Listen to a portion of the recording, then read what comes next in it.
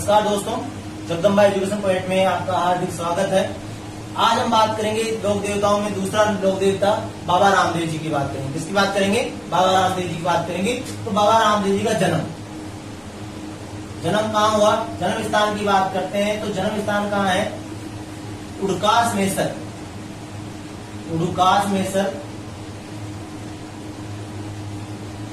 शिव तहसील बाड़मेर। शिव तहसील बाड़मेर में क्या हुआ? इनका जन्म हुआ। कब हुआ? तो भाद्र शुक्ल द्वितीया के दिन, भाद्र शुक्ल द्वितीया के दिन, जिसे बाबेरी दूज कहते हैं। क्या कहते हैं? बाबेरी दूज कहते हैं या फिर बाबेरी बीज कहते हैं। क्या कहते हैं? बाबेरी बीज कहते हैं। इस दिन को अवतार तिथि भी कहा जाता है। क्या कहते हैं? अवतार तिथि भी कहते हैं। साथ साथ लिखते जाना है, अवतार तिथि भी कहते हैं। ठीक है, ध्यान रखना। बाबा रामदेव जी का जन्म स्थान, लोक देवता बाबा रामदेव जी का जन्म स्थान कहाँ है? उड़कास मेसर, शिव तहसील बाड़मेर में है। जन्म कब हुआ? तो भाद्र शुक्ल द्वितीया को दिन हुआ, जिसे बाबेरी दूज कहते हैं या बाबेरी बीज भी कहते हैं। अवतार तिथि, इस दिन को क्या कहते हैं? अवतार तिथि भी कहते हैं। तो समाधि, ध्यान रखना, इन्होंने समाधि ली थी। समाधि ली थी, कब ली थी? तो भाद्र शुक्ल एकादशी को, भाद्र शुक्ल एकादशी को इन्होंने क्या ली थी? समाधि ली थी। ध्यान रखना। अब बात करते हैं समाधि कहाँ ली थी? तो राम सरोवर पाल पर। कौन सी पाल पर? राम सरोवर पाल रुणेचा, जिसे वर्तमान में क्या कहते हैं? रामदेवरा कहते हैं। रामदेवरा जैसलमेर में, ध्यान रखना। इन्होंने समाधि कब ली थी? तो भाद्र शुक्ल एकादशी के दिन, जिसे क्या कहते हैं? बाबेरी ग्यारस कहते हैं। क्या बोलते हैं? बाबेरी ग्यारस कहते हैं।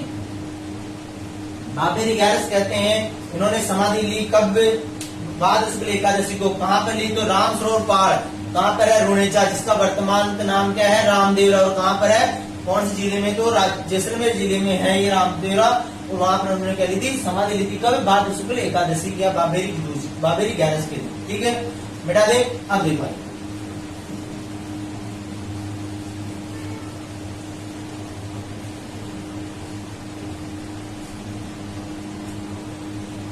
बाबा रामदेव जी के अन्य नाम या उपनाम। इनको विष्णु का अवतार भी मानते हैं। विष्णु का अवतार, नीला घोड़ा रो अस्वार। ध्यान रखना, इसका घोड़ा था वो नीला था, इसलिए इसको क्या बोलते हैं? नीला घोड़ा रा अवतार, घोड़ा रा अस्वार। इन्होंने रुणेचा बसाया था, इसलिए रुणेचारो धनी, रुणेचारो धनी।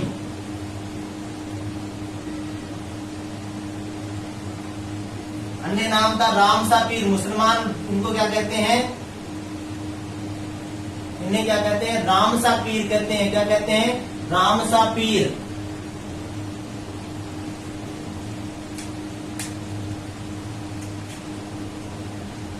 पीरों का पीर।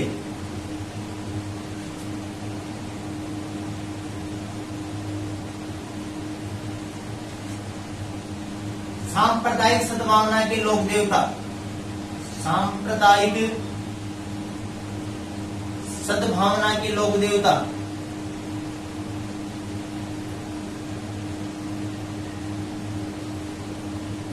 ध्यान रखना, बाबा रामदेव जी के उपनाम। विष्णु का अवतार, हिंदू मानते हैं भगवान विष्णु या भगवान कृष्ण के अवतार थे। विष्णु भी कह सकते हो, भगवान कृष्ण भी कह सकते हो। तो भगवान विष्णु या भगवान श्री कृष्ण के क्या थे? अवतार थे हिंदुओं की मान्यता के अनुसार। नीला घोड़ा रा अस्वार, इसमें इनका घोड़ा था नीला घोड़ा, इसलिए इनको कहते हैं नीला घोड़ा रा अस्वार। रुणेचारो धनी, इन्होंने रुणेचा, जिसे वर्तमान में रामदेवरा कहते हैं, बसाया था, इसलिए इनको कहते हैं रुणेचारो धनी। मुसलमान लोग इन्हें रामसा पीर के नाम से पूछते हैं और इनको पीरों का पीर भी कहते हैं। पीरों का पीर भी मक्का से आए, मक्का मदीना से आए पीर, तो उन्होंने क्या कहा? इनको पीरों का पीर का। आगे बताऊंगा मैं धीरे धीरे, अभी आ जाएगा। पीरों का पीर इनका उपनाम है। और सांप्रदायिक सद्भावना के लोक देवता कहलाते हैं कौन? बाबा रामदेव। यहाँ तक कोई दिक्कत है क्या? नहीं है। अब देखो मिटा दे। साथ साथ में लिखते जाना है। अब देखो आगे,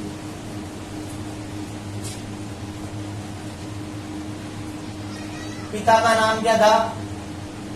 पिताजी थे अजमाल जी।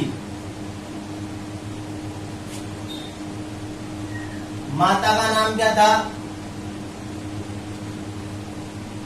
मैणा देव। क्या नाम था माता का नाम? मैणा देव। पत्नी का नाम था नेत्रदेव। नेत्रदेव भरतार, नेत्ररा भरतार, नेत्रदेव। और ये नेत्रदेव कौन थी? तो अमरकोट,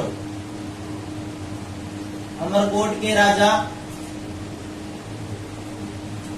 सोडा दल्ले सिंह की पुत्री थी। दल्ले सिंह की पुत्री थी। ये अमरकोट कहां पड़ता है? तो वर्तमान में पाकिस्तान का सिंध प्रांत, सिंध प्रांत पाकिस्तान में पड़ता है। अमरकोट के राजा सोडा दल्ले सिंह की पुत्री थी नेत्रदेव। ठीक है, अब बात करते हैं भाई। भाई का नाम था बीरमदेव। क्या नाम था? बीरमदेव। कहा जाता है कि बीरमदेव बलराम का अवतार थे। किसका अवतार थे? बलराम का अवतार थे। बात करते हैं इनकी बहनें। बहन दो थी। एक का नाम था लाछा, लाछा गुजरी नहीं, लाछा। दूसरी थी सुगनाबाई। कौन सी बाई? सुगनाबाई। ध्यान रखना, सुगनाबाई का विवाह, सुगनाबाई का विवाह पुंगलगढ़ के राजा, कौन से गढ़ के? पुंगलगढ़। पुंगलगढ़ कहाँ पड़ता है बीकानेर में। कहाँ पड़ता है? बीकानेर में। रानी पद्मिनी पढ़ाया था, तब मैंने बताया था। रानी पद्मिनी कहाँ की राजकुमारी थी? राजस्थानी ख्यातों के अनुसार पुंगलगढ़ पद्मिनी। कहाँ की थी? पुंगलगढ़ पद्मिनी। पुंगलगढ़ उस समय कहाँ था? कहाँ पर था? जैसलमेर में। वर्तमान में पुंगलगढ़ कहाँ है? बीकानेर में। पुंगल एक नस्ल भी थी, किसकी? भेड़ की। तो सुगनाबाई का विवाह कहाँ हुआ? पुंगलगढ़, बीकानेर में। बीकानेर के शासक, पुंगलगढ़ के शासक थे विजय सिंह के साथ में। कोई किताबों में विजय सिंह आता है और कुछ किताबों में किशन सिंह आता है। विजय सिंह या किशन सिंह के साथ में, सिंह के साथ में। आप बात करते हैं बाबा रामदेव जी के पिता का नाम क्या था? तो अजमाल जी। माता का नाम मैणा देव, पत्नी का नाम नेत्रदेव। नेत्रदेव कौन थी? अमरकोट के राजा सोडा दल्ले सिंह की पुत्री थी। और अमरकोट कहाँ पड़ता है? वर्तमान में पाकिस्तान के सिंध प्रांत में पड़ता है। भाई का नाम था बीरमदेव, जो कि बलराम का अवतार माने जाते हैं। दो बहनें थी, लाछा और दूसरी थी सुगनाबाई। और सुगनाबाई का विवाह कहते हैं कि पुंगलगढ़, जो वर्तमान में कहाँ पड़ता है? बीकानेर के शासक विजय सिंह या किशन सिंह के साथ में हुआ। ठीक है, यहाँ तो कोई दिक्कत? नो दिक्कत। अब देखो आगे भाई, समझ में आया तो लाइक शेयर भी करते रहना। ठीक है, अब देखो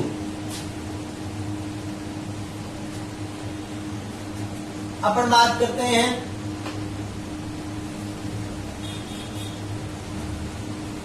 धर्म बहन। धर्म बहन का नाम था डालीबाई। कौन सी बाई? डालीबाई। डालीबाई कौन थी? देखो ध्यान से सुनना। बाबा रामदेव जी को डाली के पास मिली थी, ये पेड़ की डाली के पास मिली थी, इसका नाम क्या पड़ गया? डालीबाई। और ये मेघवाल जाति की कन्या थी। मेघवाल जाति की कन्या थी। कौन जाति की कन्या थी? मेघवाल जाति की कन्या थी। अब बात करते हैं डालीबाई। डालीबाई का कंगन, डालीबाई का कंगन, या फिर बोल दो डालीबाई का मंदिर कहां पर है? तो रामदेवरा जैसलमेर में है। कहां पर है? रामदेवरा जैसलमेर में है, ध्यान रखना। डालीबाई ने, इसने डालीबाई ने रामदेव जी के समाधि लेने के एक दिन पूर्व समाधि ली थी। तो रामदेव जी ने कब समाधि ली थी? तो भाद्र शुक्ल एकादशी को ली थी। तो डालीबाई ने कब समाधि ली? समाधि ली रामदेव जी के समाधि लेने के एक दिन पूर्व। तो कब? भाद्र शुक्ल दशमी के दिन। भाद्र शुक्ल दशमी के दिन किसने, तालीबाई ने क्या ली, समाधि ली। कौन समाधि, जीव समाधि ली। कहां पर, रामदेवरा जैसलमेर में। स्टोरी में बताऊंगा मैं आपको, पहले अभी थोड़ा सा इनके जीवन परिचय के बारे में बात कर लेते हैं। बात करते हैं रामदेव जी के मोसेरा भाई का नाम, मोसेरा भाई। मोसेरा भाई का नाम था हड़बूजी सांगला, हड़बूजी सांगला, हड़बूजी सांगला। ध्यान रखना, जो ये लोक देवता है पंचतीरों में आता है, इनका नाम, ये पाबू जी के क्या थे, मोसेरे भाई थे। गुरु जी का नाम, पाबू जी के गुरु का नाम था बालीनाथ। गुरु जी का नाम क्या है, बालीनाथ जी है। और इनकी गुफा कहाँ है, इनकी गुफा कहाँ है, तो मंसूरिया की पहाड़ी जोधपुर में है। गुफा कहाँ है, मंसूरिया की पहाड़ी जोधपुर में, मंसूरिया की पहाड़ी जोधपुर में। मंसूरिया की पहाड़ी जोधपुर में क्या है, इनकी गुफा है। इनकी गुफा, इनके गुरु बालीनाथ जी की गुफा है। ठीक है, आगे चलते हैं। धर्म बहन का नाम डालीबाई, मेघवा जाति की कन्या थी। डालीबाई का कंगन मंदिर कहाँ है, रामदेवरा जैसलमेर में है। समाधि इन्होंने, डालीबाई ने रामदेव जी की समाधि लेने से एक दिन पूर्व इन्होंने क्या ली थी, समाधि ली थी। कब ली थी, भाद्र शुक्ल दशमी को। इसे क्या बोल, ठीक है। अब बात करते हैं मोसेरा भाई कौन था, तो लोक देवता हड़बूजी सांगला। ध्यान नाम पंचतीरों में आएगा, मैंने बताया था। गुरु जी कौन थे, बालीनाथ जी की गुफा कहाँ, मंसूरिया की पहाड़ी जोधपुर में इनकी क्या है, गुफा है। यहाँ तक कोई दिक्कत नहीं होनी चाहिए मेरे हिसाब से, ठीक है। और साथ साथ में लिखते जाओ। अब आगे बात करते हैं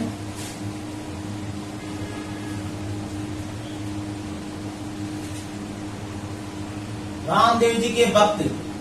रामदेव जी के भक्त कौन कौन से थे, तो देखो, पहली बात करते हैं लक्की बंजारा।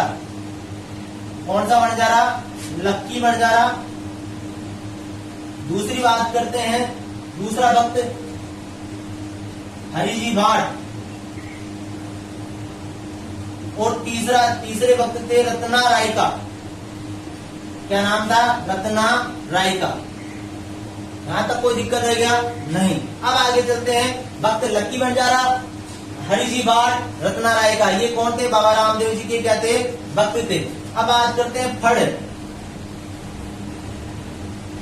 फड़ जब मैं पढ़ाऊंगा आपको आगे बताऊंगा फड़ क्या होती है, अभी सिर्फ मैं बता रहा हूँ, लिखूंगा बाद में। फड़ एक लाल रंग की कपड़े पर क्या होता है, लोक देवताओं का चित्रण किया जाता है। चित्रण, लोक देवताओं के जीवन वृत्तांत को चित्रों के माध्यम से समझाया जाता है। फड़ को उसे क्या बोलते हैं, फड़ कहते हैं। किसका बना होता है, फड़ कपड़े का बना होता है। मुख्यतः ये रंग कौन सा होता है, लाल रंग का होता है। कौन से रंग का होता है, लाल रंग का होता है। और फड़ को बांसने वालों को बोपा बोलते हैं। क्या बोलते हैं, बोपा बोलते हैं। तो रामदेव जी की फड़ का वाचन, इसकी फड़ का वाचन, जैसे मैंने बताया था, लोक देवता पाबू जी की फड़ का वाचन कौन से वाद्य यंत्र के साथ किया जाता है, रावणता वाद्य यंत्र के साथ नाई जाति के बोपा करते हैं। उसी प्रकार फड़, रामदेव जी की फड़ का वाचन, रामदेव जी की फड़ का वाचन, फड़ का वाचन कौन करते हैं, कामड़ जाति के बोपा। कौन सी जाति के बोपा, कामड़ जाति के बोपा। कामड़ जाति के बोपा करते हैं। कौन से वाद्य यंत्र के साथ, रावणत्ता वाद्य यंत्र के साथ में, रावणत्ता वाद्य यंत्र के साथ। ठीक है, ध्यान रखना। रामदेव जी की फड़ का वाचन कौन करते हैं, कामड़ जाति के बोपा करते हैं। कौन से वाद्य यंत्र के साथ, रावणत्ता वाद्य यंत्र के साथ। और मैंने बताया था, बाबूजी पढ़ाया था तब कि रावणत्ता कौन सा वाद्य यंत्र है, तत्व वाद्य यंत्र है, तथा तारों से बना वाद्य यंत्र है। ठीक है, यहाँ तक कोई दिक्कत नहीं होनी चाहिए। ध्यान रखना। भक्त कौन थे, लक्की बंजारा, हरिजी भाट, रत्ना राय का। फड़ क्या होती है, एक कपड़े पर बना हुआ किसी भी लोक देवताओं का चित्रण लिखा जाता है, उसमें जीवन वृत्तांत को समझाया जाता है। लाल रंग की होती है और इनको फड़ को बांसने वाले क्या कहलाते हैं, बोपा कहलाते हैं। और रामदेव जी की फड़ कौन सी जाति के बोपा बांसते हैं, कामड़ जाति के बोपा बांसते हैं। कौन से वाद्य यंत्र के साथ में, तो रावणत्ता वाद्य यंत्र के साथ में। रावणत्ता के बारे में मैंने बाबूजी में बताया है, तो वहां पर देख लेना, बाबूजी भाई अशोक सर, वहां मिल जाएगा। ठीक है, तो रावणत्ता वाद्य यंत्र कौन सा वाद्य यंत्र है, तत्व वाद्य यंत्र। किससे बना हुआ है, तारों से बना हुआ वाद्य यंत्र। यहाँ तक कोई दिक्कत नहीं होनी चाहिए मेरे हिसाब से। आगे चलते हैं,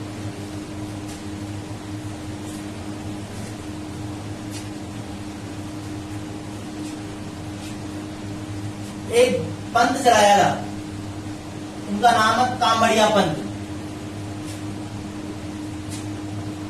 ध्यान रखना, रामदेव जी ने एक पंथ चलाया था जिसका नाम था कामड़िया पंथ। कौन सा पंथ था? कामड़िया पंथ। ध्यान रखना, एक आंदोलन चलाया था,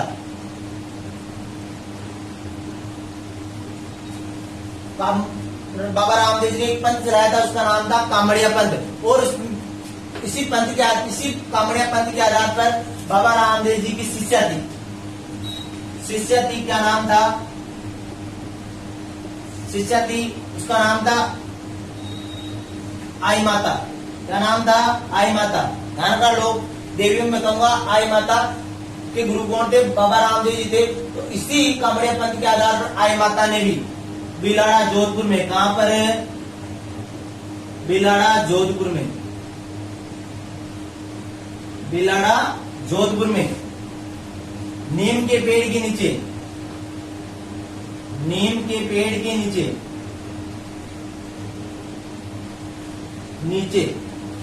11 नियम दे करके, 11 नियम चलाकर, 11 नियम चलाकर आई पंथ की स्थापना की।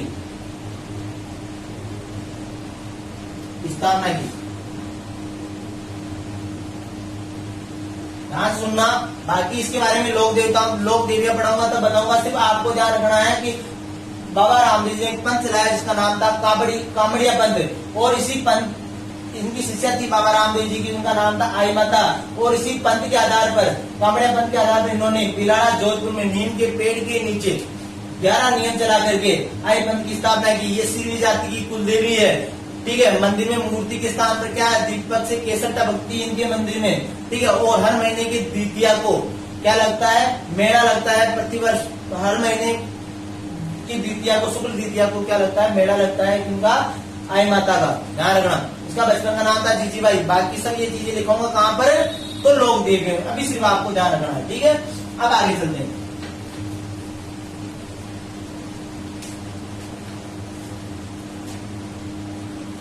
आंदोलन,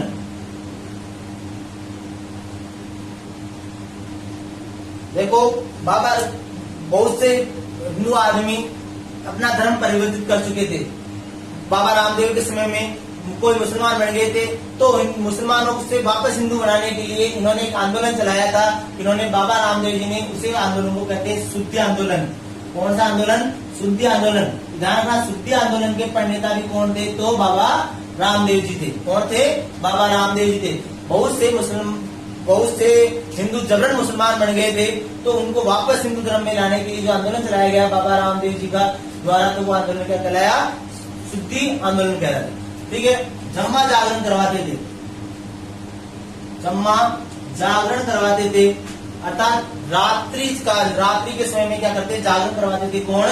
बाबा रामदेव जम्मा जागरण करवाते थे, ठीक है। अब बात करते हैं, अब थोड़ा बाबा रामदेव जी की स्टोरी के बारे में चलते हैं, उसके बाद में फिर जो भी बच गए उसके बारे में बात करें। तो ध्यान रखना, बाबा रामदेव जी के पिताजी का नाम था अजमाल जी। क्या नाम था? अजमाल जी। तो अजमाल जी भगवान विष्णु के बहुत बड़े भक्त थे। किसके भक्त थे? भगवान विष्णु के भक्त थे, लेकिन वो क्या थे? बांझड़े थे। कौन? अजमाल जी। अजमाल जी क्या थे? बांझड़े थे, उनके पुत्र रत्न की प्राप्ति नहीं हो रही थी, इनके अजमाल जी की। लेकिन भगवान विष्णु की बहुत बड़े भक्त थे, द्वारकाधीश के बहुत बड़े भक्त थे। एक दिन की बात थी, तो उनका पड़ोसी, इनका पड़ोसी, अजमाल जी का पड़ोसी, एक दिन क्या हुआ, जा रहा था हल जोतने की, मतलब कि खेत जोतने के हल लेके जा रहा था। तो जैसे ही उन्होंने अजमाल जी को देखा तो वो अपने घर में घुस गया। तो अजमाल जी ने देखा कि क्या बात है, ये जो किसान हल लेके जा रहा था मुझे देख कर क्यों अंदर चला गया।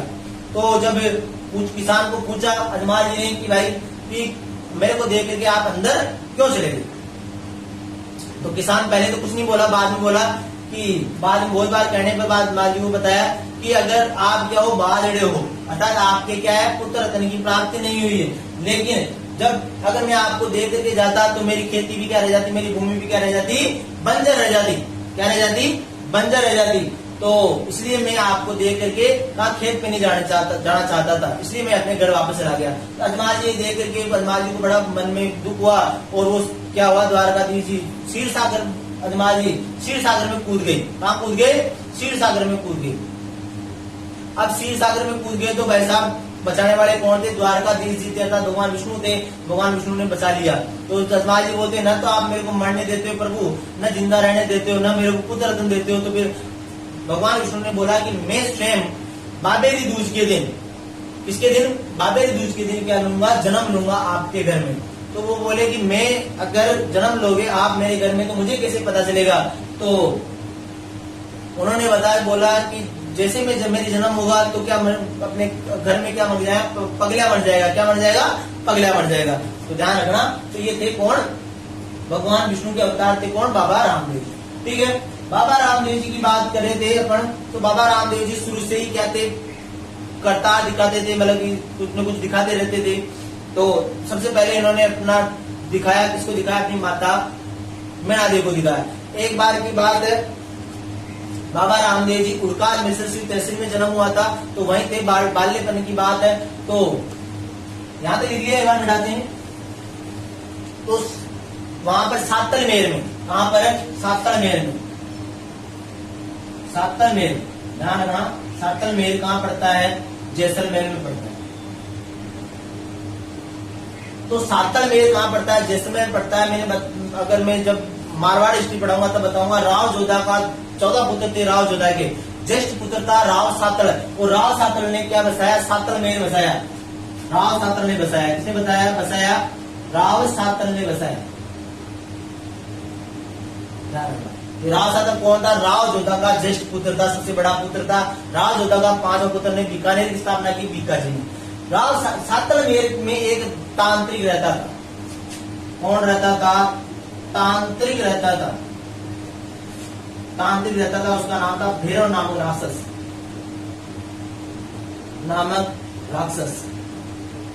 ध्यान से सुनना। भैरव नामक राक्षस क्या करता था? प्रत्येक अमावस्या को आकर के वहां के आदमियों को खा जाता था। तो इस बात का पता चला इसको बाबा रामदेव जी को। तो बाबा रामदेव जी वहां आते हैं और भैरव नामक तांत्रिक राक्षस का क्या कर देते हैं? वध कर देते हैं। तो भैरव नामक राक्षस का वध किया किन्होंने? रामदेव जी ने। किसने वध किया? रामदेव जी ने। भैरव नामक तांत्रिक का वध कर देते हैं। भैरव नामक तांत्रिक का वध करने के बाद में सातलमेर का नाम क्या रख देते हैं? सातलमेर का नाम रख देते हैं, नाम बदलकर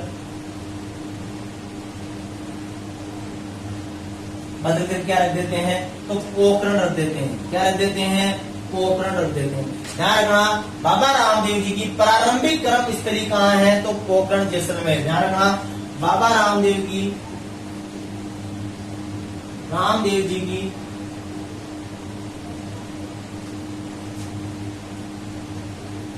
प्रारंभिक कर्म स्थली कहाँ है? तो पोखरण जैसलमेर में है। कहां पर है? पोखरण जैसलमेर में। कहा जाता है कि बाबा रामदेव जी ने अपनी भतीजी जो बीरमदेव की पुत्री थी उनको क्या दे दिया? पोखरण दहेज में दे दिया। पोखरण क्या कर दिया? पोखरण अपनी भतीजी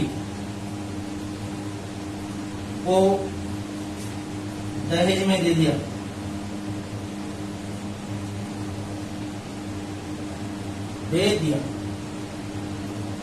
भतीजी का विवाह किसके साथ हुआ? भतीजी का विवाह जगमाल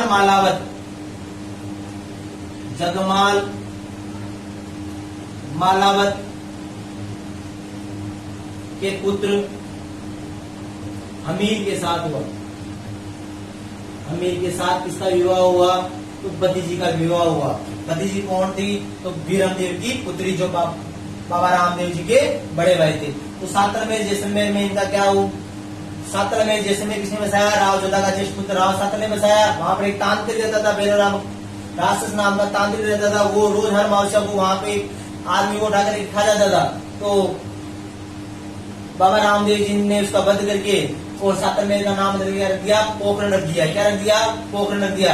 और बाबा रामदेव जी की प्रारंभिक कर्म स्थली भी क्या थी? पोखरण। जन्म स्थली कहाँ थी? उड़कान मिश्र तहसील बाड़मेर। और अपनी भतीजी को दहेज में दे दिया क्या, पोकरण। अब बाबा रामदेव जी कहाँ से क्या बसाया, तो रुणेचा बसाते हैं। बाबा रामदेव जी क्या बसाते हैं, रुणेचा बसाते हैं। ध्यान रखना, भैरव नामक तांत्रिक के बारे में कहते हैं कि बाबा रामदेव जी ने भैरव नामक तांत्रिक का वध कर दिया। तो फिर भैरव नामक तांत्रिक बोलता है कि भाई मेरी क्या गलती थी, मैं तो राक्षस हूँ, मैं तो एक आदमी को खाऊंगा ही खाऊंगा, लेकिन आपने तो मेरे को मार दिया। तो बाबा रामदेव जी बोलते हैं जब भी मेरा मेला लगेगा, क्या लगेगा, मेला लगेगा, तो 1 लाख आदमी तक 1 लाख आदमी मेरे मेले में आएंगे। किसमें आएंगे, 1 लाख आदमी मेरे मेले में आएंगे।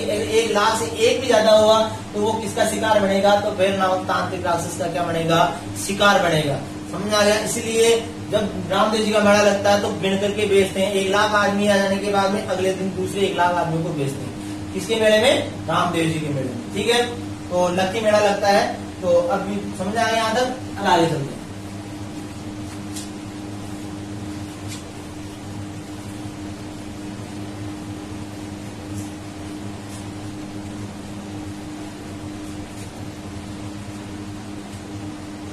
अब देखो, पोकरण अपनी भतीजी क्या नाम था, तो जगमाल मालावत वीरमदेव की पुत्री और जगमाल मालावत के पुत्र हमीर की पत्नी थी, उनको दहेज में दे दिया। अब रामदेव जी का बसाते हैं, रुणेचा बसाते हैं। एक मिनट, रामदेव जी क्या बसाते हैं, रुणेचा बसाते हैं, जिसे वर्तमान में क्या कहते हैं, वर्तमान में क्या कहते हैं, रामदेवरा कहते हैं, रामदेवरा कहते हैं। क्या कहते हैं, वर्तमान में रामदेवरा कहते हैं। ध्यान रखना, मक्का मदीना से पोकरण के बाद में रामदेव जी कहाँ रहने ले जाते हैं, रुणेचा रहने ले जाते हैं। मक्का मदीना से पंचपीर आते हैं। मक्का मदीना से, कहां से, मक्का मदीना से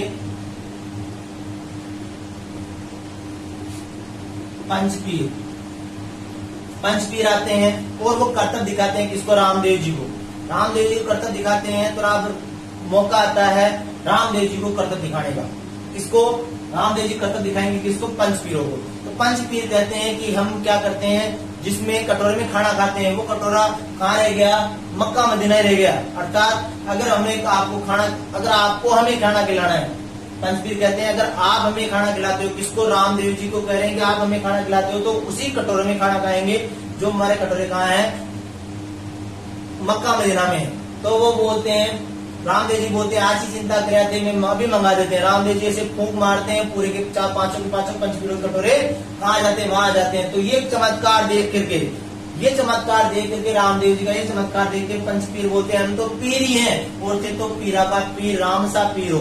अर्थात मुसलमान लोग इनको क्या कहते हैं, राम सा पीर कहते हैं। तो मुसलमान पंचपीर क्या कहे थे, मैं तो पीर हाँ, थे तो पीरा का पीर हो, पीरों के पीर हो। इन्होंने कही ये बात, मक्का मदीना से आए पंचपीरों ने कही थी किसको, बाबा रामदेव जी को, कि मैं तो पीर हाँ, थे तो पीरा का भी पीर हो। ठीक है, हाँ, तो कोई दिक्कत है क्या। अब देखो,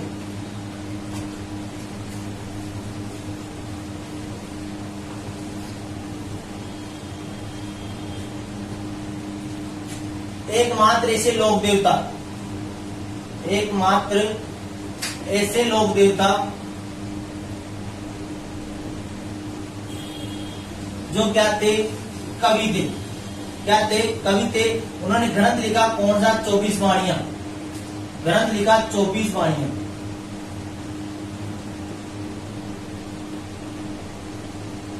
कौन सी 24 वाणियां ग्रंथ किसका है, रामदेव जी का है। ध्यान रखना, लोक देवताओं में, ध्यान से सुनना, लोक देवताओं में सबसे बड़ा गीत किसका है, बाबा रामदेव जी का। लोक देवियों में सबसे बड़ा गीत किसका है, जीण माता का। और लोक देवियों और लोक देवताओं में सबसे बड़ा गीत किसका है, जीण माता का। तो लोक देवताओं में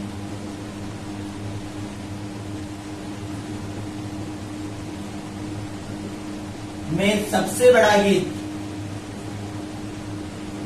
किसका है, रामदेव जी का। इसका है रामदेव जी का। ध्यान से सुनना, लोक देवियों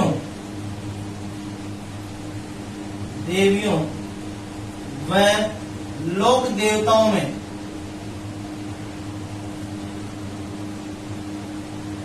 सबसे बड़ा गीत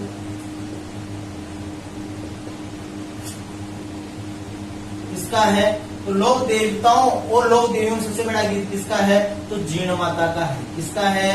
जीर्ण माता का है। ध्यान रखना, लोक देवताओं में सबसे बड़ा गीत किसका है? रामदेव जी का है। और लोक देवियों और लोक देवताओं में सबसे बड़ा गीत किसका है? तो जीर्ण माता का गीत है। किसका गीत है? जीर्ण माता का गीत है। ठीक है, बता दें रामदेव जी कवि भी थे, उन्होंने कौन सा ग्रंथ लिखा? तो 24 वाणियां ग्रंथ लिखा था रामदेव जी। ठीक है, अब बात करते हैं रामदेव जी सांप्रदायिक सद्भावना के प्रतीक थे। रामदेव जी मूर्ति पूजा के क्या थे? विरोधी थे। ध्यान रखना, मूर्ति पूजा के विरोधी थे। रामदेव जी मूर्ति पूजा के विरोधी थे, इसलिए उनके मंदिर को, ध्यान रखना, मंदिर को वैसे तो मंदिर को क्या कहते हैं? देवरा कहते हैं। मंदिर को देवरा कहते हैं। क्या कहते हैं? मंदिर को देवरा कहते हैं। ध्यान से सुनना, मूर्ति पूजा के विरोधी थे, मंदिर को क्या कहते हैं? देवरा कहते हैं। मूर्ति के स्थान पर किसकी पूजा होती थी? पगला की पूजा होती थी। पगला की पूजा होती थी, ध्यान रखना। और पगले किसके बने होते थे? संगमरमर वह पीले जैसलमेरी पत्थरों के, पीले जैसलमेरी पत्थरों के बने होते हैं। ध्यान रखना, रामदेव जी मूर्ति पूजा के विरोधी थे, तो मंदिर को क्या कहते हैं? देवरा कहते हैं। मंदिर में मूर्ति के स्थान पर पगला की पूजा होती थी। और पगला किसके बने होते? संगमरमर और पीला जैसलमेरी पत्थर के बने होते थे। ध्यान रखना, ध्यान रखना। अब देखो थान, रामदेव जी का जो थान होता था कहाँ होता था? कदम के वृक्ष के नीचे। किसके वृक्ष के नीचे? कदम के वृक्ष के नीचे। ठीक है, बात करते हैं जो थान होता था रामदेव जी का कौन से वृक्ष के नीचे होता है? तो कदम के वृक्ष के नीचे होता है। अब देखो आगे चलो,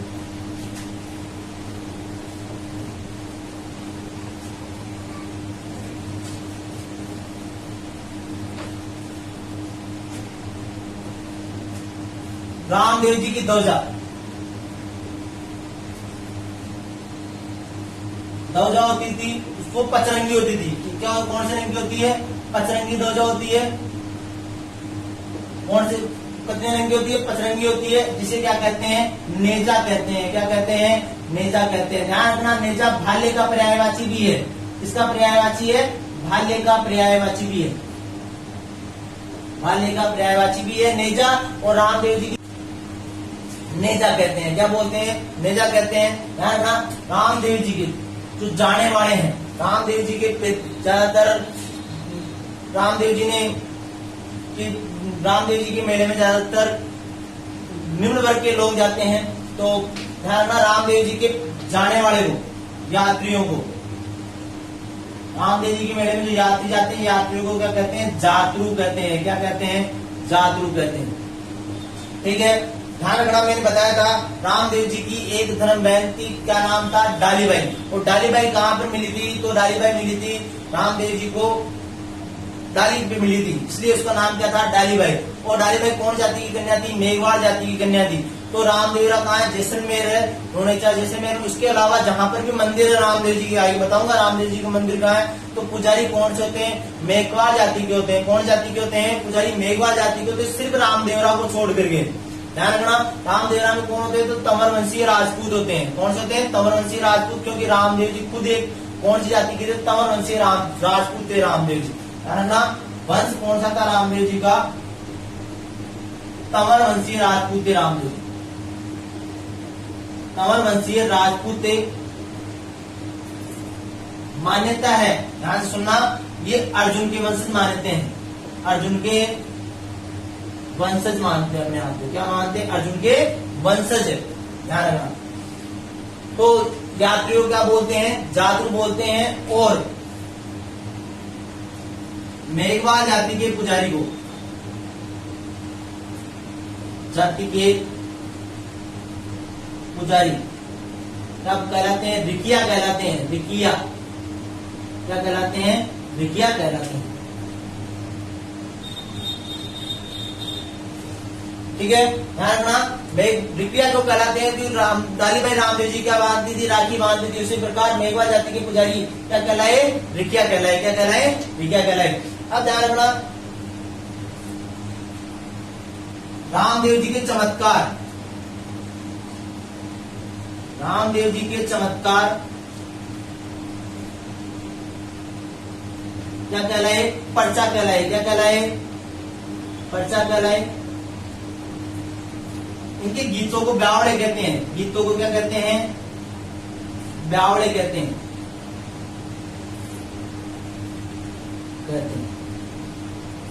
गीतों क्या कहते हैं? ब्यावड़े कहते हैं। देखो, रामदेव जी की ध्वजा कौन से रंग की थी? पचरंगी थी। ध्वजा किसका पर्यायवाची? जिसे क्या कहते हैं? नेजा कहते हैं। नेजा किसका पर्यायवाची है? भाले का पर्यायवाची भी है। जो पैदल यात्री जाते हैं रामदेव जी के मेले में, तो उनको क्या कहते हैं? जातरू कहते हैं। वंश कौन सा था रामदेव जी का? तो तवन वंशीय राजपूत थे, और ये अपने आप को भगवान श्री कृष्ण के भगवान श्री कृष्ण जिसके सारथी थे, अर्जुन के वंशज माने जाते हैं। और मेघवा जाति के पुजारी को क्या कहलाते हैं? रिकिया कहलाते हैं। ध्यान रखना, रामदेव जी के मेघवा जाति के पुजारी क्या कहलाते हैं? रिकिया कहलाते हैं। और रामदेव जी के चमत्कार को क्या कहते हैं? पर्चा कहते हैं। गीतों को रामदेव जी गीतों को क्या कहते हैं? ब्यावड़े कहते हैं। क्या कहते हैं? ब्यावड़े कहते हैं। यहाँ तक कोई दिक्कत? ठीक है, आगे चलते।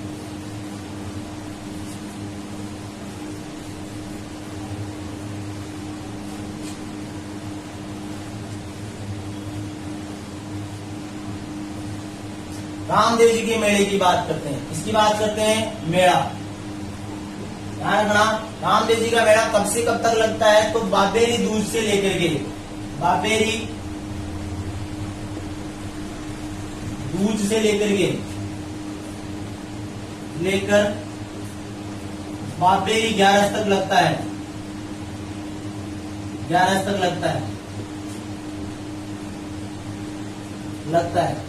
ठीक है, सबसे बड़ा मेला, सबसे ज्यादा भीड़ किस दिन रहती है? तो भीड़ रहती है बाबेरी भाद्र शुक्ल दशमी को। रामदेव जयंती कब मनाई जाती है? तो भाद्र शुक्ल दशमी को। भाद्र शुक्ल दशमी इस दिन क्या आती है? सबसे ज्यादा भीड़ रहती है। ठीक है, अब बात करते हैं बाबेरी 11 तक लगता है। सबसे ज्यादा भीड़ कब रहती है? भाद्र शुक्ल दशमी को रहती है। बाबा रामदेव जी के मेले में हिंदू, ये मेला क्या है? हिंदुओं का सबसे बड़ा मेला है। राजस्थान में हिंदुओं का सबसे बड़ा मेला है। सबसे बड़ा मेला, ध्यान रखना, राजस्थान में हिंदुओं का सबसे बड़ा मेला कौन सा है? तो रामदेवरा मेला है। कहाँ पड़ता है मेला? तो रामदेवरा पड़ता है। रामदेवरा जैसलमेर में पड़ता है। जैसलमेर में। ठीक है, राजस्थान हिंदुओं का सबसे बड़ा मेला सांप्रदायिक ये मेला है, जो क्या है? सांप्रदायिक सद्भावना का प्रतीक है। सांप्रदायिक सद्भावना का प्रतीक है ये मेला। रामदेव जी का मेला कौन किसका प्रतीक है? सांप्रदायिक सद्भावना का प्रतीक है। ठीक है, इस मेले को मारवाड़ का कुंभ कहते हैं। क्या कहते हैं? मारवाड़ का कुंभ। कौन से मेले को कहते हैं? तो बाबा रामदेव जी के मेले को मारवाड़ का कुंभ कहते हैं। यहाँ तक कोई दिक्कत नहीं आनी चाहिए मेरे हिसाब से, तो आगे चलते हैं। यहाँ तक कोई दिक्कत है क्या? नहीं। मेले की बात कर रहे हैं तो राम मेला कहाँ लगता है? तो रामदेवरा जैसलमेर कब से कब लगता है? बाबेरी दूज से लेकर के बाबेरी 11 तक लगता है। मेन मेला कब लगता है? तो भाद्र शुक्ल दशमी के दिन लगता है। और इसी दिन क्या हुआ था? दालीबाई ने, रामदेव जी की धर्म बहन थी दालीबाई, दालीबाई क्या हुई? समाधि ली थी। कैसे समाधि लेते हैं? ध्यान सुनो, रामदेव जी समाधि लेने वाले थे। रामदेव जी क्या थे? समाधि लेने वाले थे। तो इस बात का पता चलता है किसको? दालीबाई को।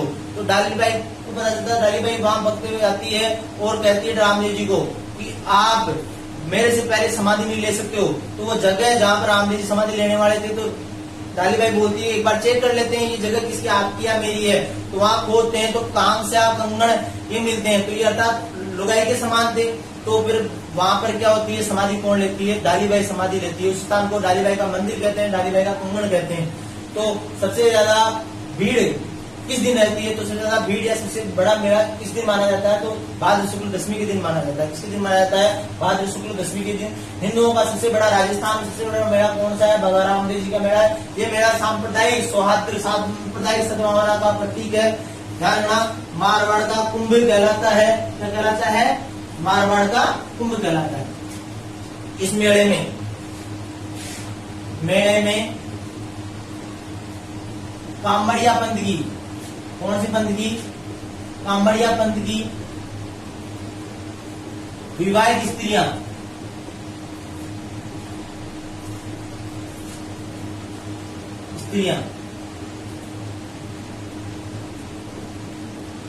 बैठ करके 13 ताली नृत्य करती है। ताली नृत्य करती है। ध्यान से सुनना है मेरी बात को, वेरी इंपॉर्टेंट। कि कामड़िया पंथ की महिलाएं, विवाहित स्त्रियां क्या रामदेव जी के मेले में कौन सा नृत्य करती है? तो 13 ताली नृत्य करती है। कौन सा नृत्य करती है? 13 ताली। ध्यान रखना, 13 ताली में क्या होता है? स्त्रियां क्या होती है? देखो, 13 मंजीरें बांधती है। कितने मंजीरें बांधती है? 13 मंजीरें बांधती है। कैसे बांधती है? देखो ध्यान से सुनना। बाएं पैर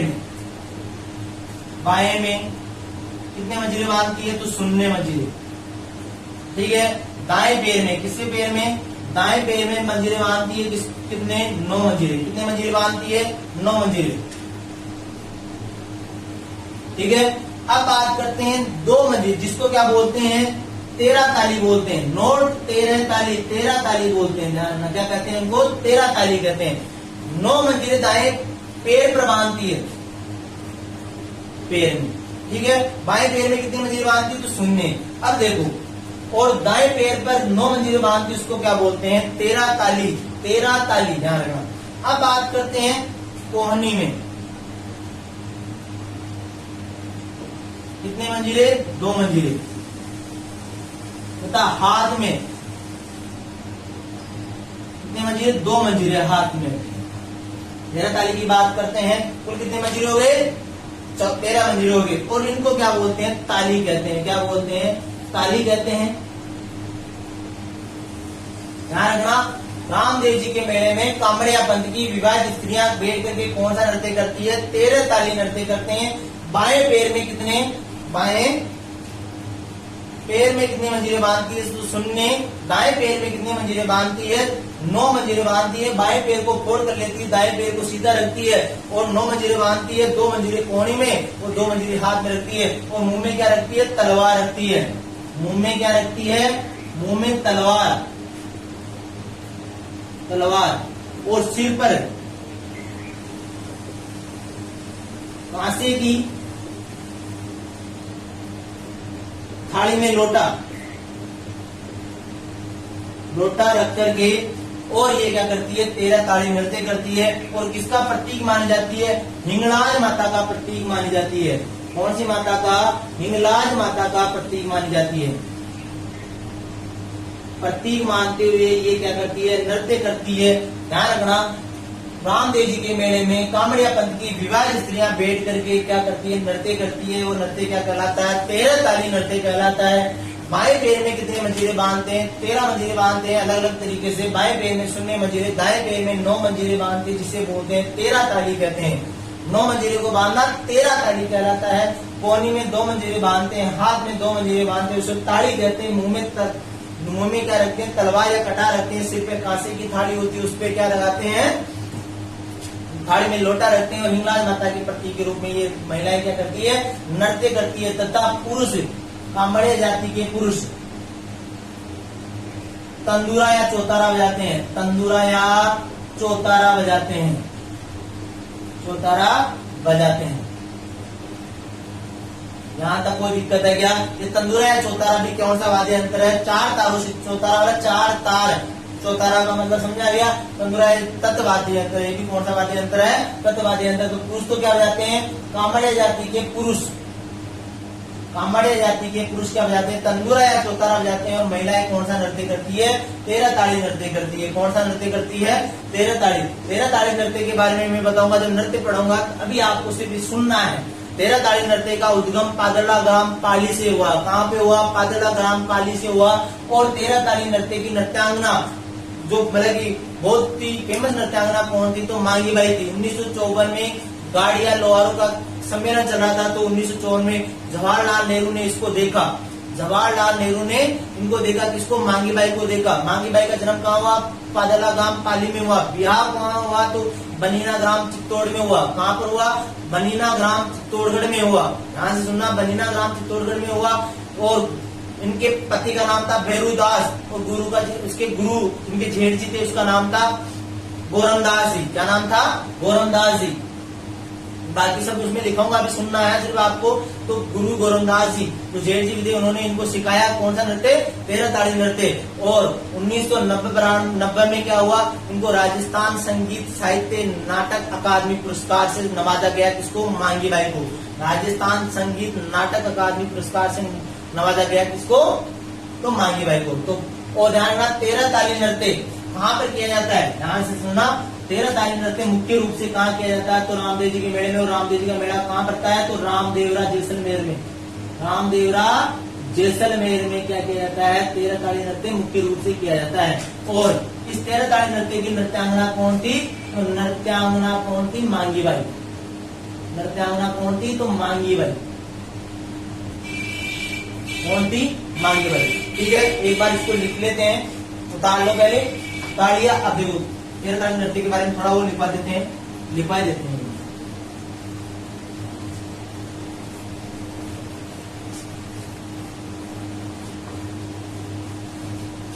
एक बार लिख लो, तेरह ताड़ी नृत्य।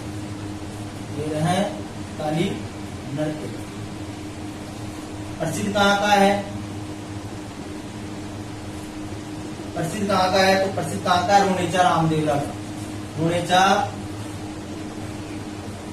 रामदेवरा का। ध्यान सुनना, मुख्य नृत्यांगना, प्रसिद्ध नृत्यांगना कौन थी? नृत्यांगना मांगी बाई थी। कौन सी बाई थी? मांगी बाई। ठीक है, इनका जन्म कहाँ हुआ? पादरला गांव पाली।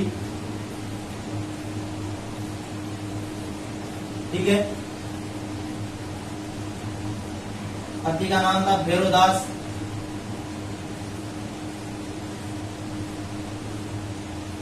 गुरु का नाम गुरु व जेठ जी।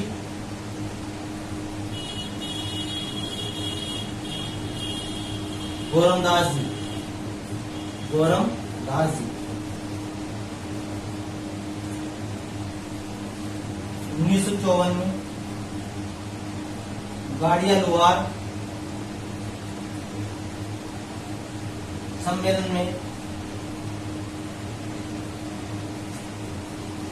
जवाहरलाल नेहरू के समक्ष, जेएलएन के समक्ष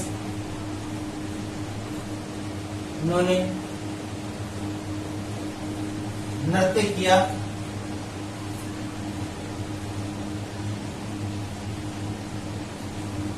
और मांगी बाई को राजस्थान संगीत नाटक अकादमी पुरस्कार से नवाजा गया।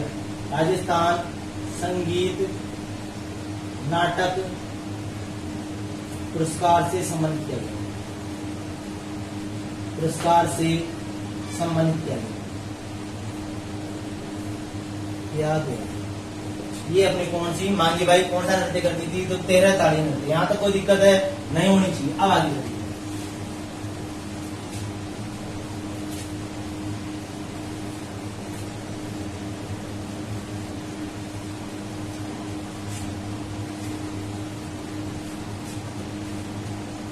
रामदेव जी के भक्त द्वारा सोने या चांदी पर सोने चांदी के पत्तों पर रामदेव जी के चिन्ह बनाते हैं, उसे बोलते हैं फूल या फूलड़ा। क्या बोलते हैं? फूल या फूलड़ा। रामदेव जी के भक्तों द्वारा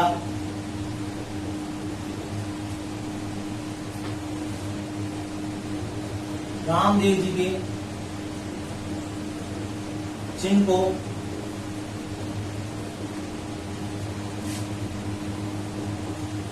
सोने या चांदी में मंडवाकर गले में पहनना, इसमें पहनना, गले में पहनना।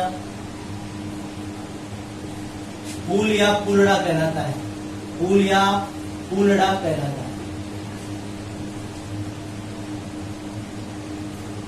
क्या कहलाता है? फूल या फूलड़ा कहलाता है। भक्तों द्वारा रामदेव जी के चिन्ह को गले में डाल करके रखना, सोने चांदी के बना करके, इसे फूल या फूलड़ा कहते हैं। ठीक है, अब देखो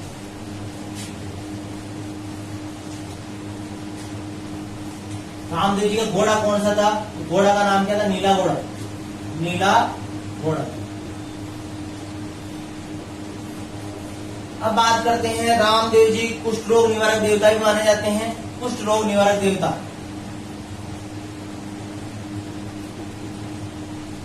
भी माना जाता है कि जो सोडा दल्ले सिंह थे, उनकी पुत्री जिसका नाम नेत्रदेव था, नेत्रदेव को कुष्ठ रोग था। रामदेव जी ने उनके हाथ फेरा और कुष्ठ रोग ठीक हो गया और प्रसन्न होकर के दल्ले सिंह ने इनका विवाह, रामदेव जी का विवाह किसके साथ कर दिया? तो नेत्रदेव के साथ में कर दिया। किसका विवाह? रामदेव जी का विवाह। ठीक है, अब बात करते हैं इसलिए कुछ लोग देवता माने जाते हैं। कौन? बाबा रामदेव जी। तो बाबा रामदेव जी इतने लोकप्रिय है तो मंदिरों की बात करते हैं। किसकी बात करते हैं? मंदिरों की बात। तो रामदेवरा कहाँ है? रामदेवरा कहाँ पर है? तो जैसलमेर में है। कहाँ पर है? जैसलमेर में। ठीक है, यहाँ तो कोई दिक्कत है क्या? अब बात करते हैं यहाँ पर जो पुजारी होते हैं वो कौन होते हैं? ध्यान रखना, रामदेव जी का वंश कौन सा था? तंवर वंशीय थे। तो पुजारी कौन से होते हैं? तंवर वंशी राज, तंवर वंशी। वेरी वेरी इंपॉर्टेंट, तंवर वंशी। बाकी जितने भी मंदिर है उसमें जो रामदेव जी के जो पुजारी होंगे कौन से होंगे? मेवाड़ जाति के होंगे। रामदेवरा जैसलमेर में पुजारी कौन से? तंवर वंशी। ठीक है, यहीं पर एक रामदेवरा में ही यहीं पर पर्चा बावड़ी भी है, यहीं पर पर्चा बावड़ी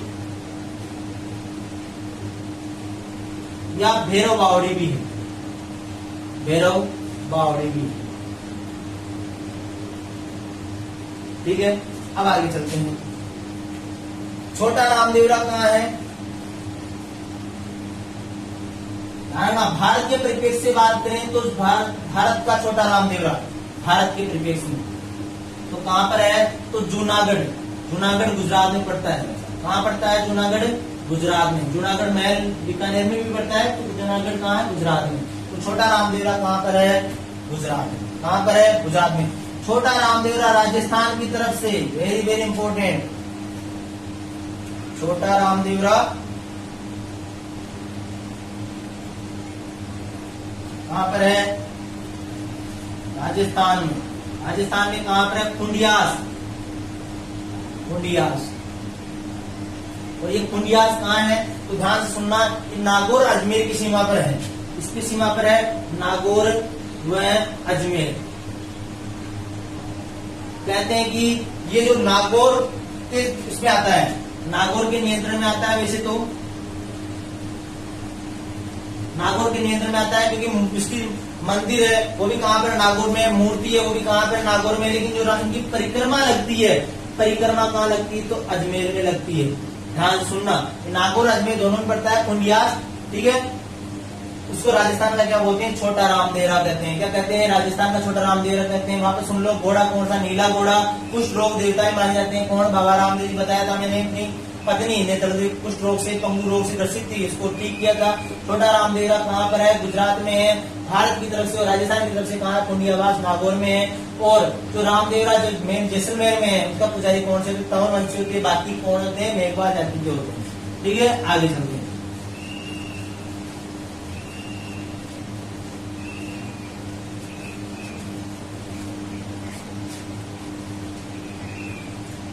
अब आगे चलते हैं तो दूसरा मंदिर की बात करें तो सुत्ता खेड़ा। सुत्ता खेड़ा कहाँ पड़ता है? तो चित्तौड़ में पड़ता है। कहाँ पड़ता है? चित्तौड़ में पड़ता है। ठीक है, और पड़ता है नवलगढ़ झुंझुनू में भी इनका मेला है। इसका मंदिर है, रामदेव जी का मंदिर है, नवलगढ़ झुंझुनू में भी है। बिरोटिया, बिरोटिया व बर, बिरोटिया व बर पाली में भी किनका मंदिर है? रामदेव जी का मंदिर है। आगे चलते हैं तो मंसूरिया की पहाड़ी जोधपुर में भी, पहाड़ी जोधपुर में, जोधपुर ध्यान से सुनना, मंसूरिया की पहाड़ी जोधपुर, मंसूरिया की पहाड़ी जोधपुर में क्या हुआ था कि कपड़े का घोड़ा बना रखे थे। कौन? हरि रामदेव जी के भक्त हरि जी भाट कपड़े का घोड़ा बना रखे थे। तत्कालीन जोधपुर महाराजा थे तो उनको पकड़ के लेके आते हैं किसको? हरि जी भाट को, और बोले कि अगर ये तुम्हारा कपड़े का घोड़ा, इसका घोड़ा कपड़े का घोड़ा अगर घास खा ले खुद और खुद पानी पी ले तो मैं मान लूंगा बाबा रामदेव जी चमत्कारी है, वरना नहीं मानूंगा।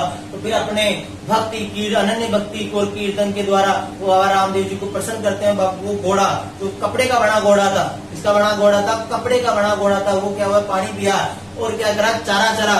इसलिए कहाँ पर? मंसूरिया की पहाड़ी जोधपुर में। वो वहीं पे फिर प्रसन्न होकर जोधपुर महाराजा ने, तत्कालीन जोधपुर महाराजा ने मंसूरिया की पहाड़ी जोधपुर में भी क्या बनाया? मंदिर बनाया। किसका मंदिर बनाया? तो रामदेव जी का मंदिर। ध्यान रखना। तो मंसूरिया की पहाड़ी जोधपुर में क्या है?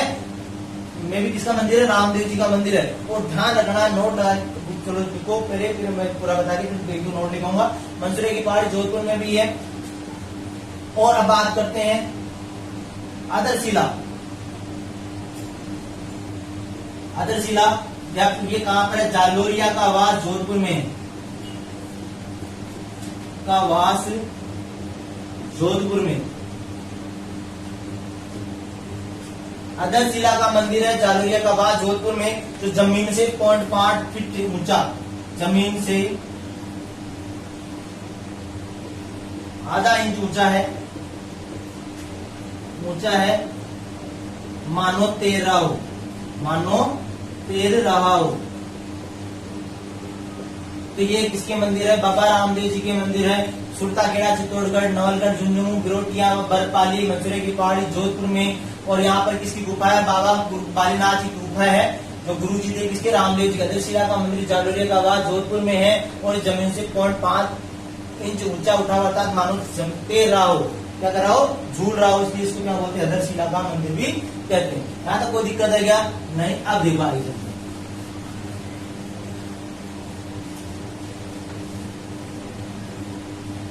अब 2-4 नोट लिखना है। देखो नोट, NOTE नोट।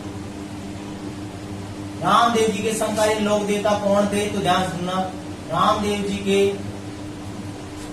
समकालीन लोक देवता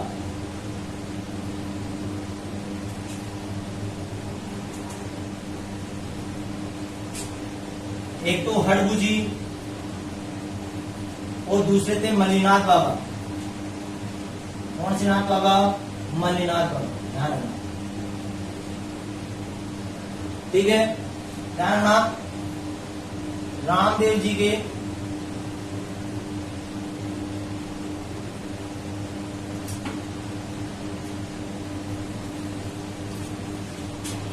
किसके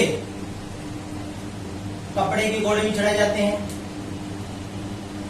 घोड़े भी चढ़ाए जाते हैं।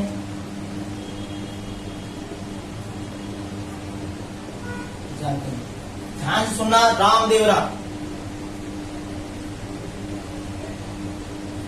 में मंदिर किसने बनवाया? तो ध्यान से सुनना, रामदेवरा में मंदिर किसने बनाया? तो मैंने बताया था, सुनो एक बात, बीकानेर का शासक था गंगा सिंह। क्या नाम था? बीकानेर के शासक का नाम गंगा सिंह था। और 1914 को क्या हुआ? प्रथम विश्व, 1914 से लेकर 1918 तक प्रथम विश्व युद्ध हुआ, फर्स्ट वर्ल्ड वॉर हुआ। तो भारत जो शासक थे, बीकानेर के शासक थे गंगा सिंह, वो क्या हुए? युद्ध करने गए थे। किसकी तरफ से? अंग्रेजों की तरफ से। किसके खिलाफ? जर्मनी के विरुद्ध युद्ध करने गए थे। तो जर्मनी की सेना के सामने क्या हुए? गिर गए। कौन गिर गए? गंगा सिंह गिर गए। कौन गिर गए? तो बीकानेर के शासक गंगा सिंह गिर गए। तो फिर उन्होंने अपने कुल देवी कणी माता को याद किया। किसको याद किया? कणी माता को याद किया और बोला कि माता मेरी रक्षा कीजिए। तो कणी माता प्रकट होती है, बोलती है कि बेटा आपने अपने पिता लाल सिंह की याद में लालगढ़ पैलेस का निर्माण करवाया है बीकानेर में। और ठीक है, बीकानेर में लालगढ़ पैलेस का निर्माण करवाया, लेकिन बाकी जो लोक देवता है वो तो क्या है? कच्चे में बने हुए हैं। तो वो बोलता है, कौन? गंगा सिंह, माता मैं यहाँ से अगर जिंदा लौट गया तो मैं बीकानेर की सीमा में नहीं घुसा, उससे पहले क्या करूंगा, मैं जितने भी लोक देवता है उनके अच्छे लोक देवता है, मारवाड़ क्षेत्र में लोक देवता है, उनके क्या करूंगा, मंदिरों का निर्माण करूंगा। और जब तो उसी की तर्ज पे गंगा सिंह ने रामदेवरा मंदिर का निर्माण करवाया। किसने? बीकानेर के महाराजा गंगा सिंह। समझ में आ गया? और किस का निर्माण करवाया गंगा सिंह ने? तो दूसरा मंदिर का निर्माण करवाया। बीकानेर सीमा में प्रवेश नहीं होने से पहले रामदेवरा जैसलमेर का मंदिर का निर्माण करवाया। दूसरा मंदिर का निर्माण करवाया करणी माता का मंदिर बीकानेर देशनोक में करवाया। और तीसरा मंदिर कौन सा था? तो गोगामेडी का निर्माण भी किसने करवाया? गोगामेडी का निर्माण करवाया किसने? गंगा सिंह ने। बीकानेर के शासक गंगा सिंह ने करवाया। ठीक है, तो ये थे अपने कौन से लोक देवता? बाबा रामदेव जी लोक देवता। अगर आपको पसंद आया हो प्लीज लाइक करिएगा, शेयर करिएगा, सब्सक्राइब करिएगा और ज्यादा से ज्यादा बताइएगा। और एक बात ध्यान रखना, कंटेंट तो मिलेगा। एक बार आप जज करके देखना, पूरा पढ़ करके देखना, आपको लगेगा थोड़ा बहुत एक बार उतार करके देखना, आपको कुछ न कुछ डिफरेंट पता चलेगा। और ध्यान रखना, जब एग्जाम दोगे तभी एक्चुअल में पता चलेगा कि क्या है क्या नहीं है। बाकी आपकी मर्जी है। ठीक है, थैंक यू।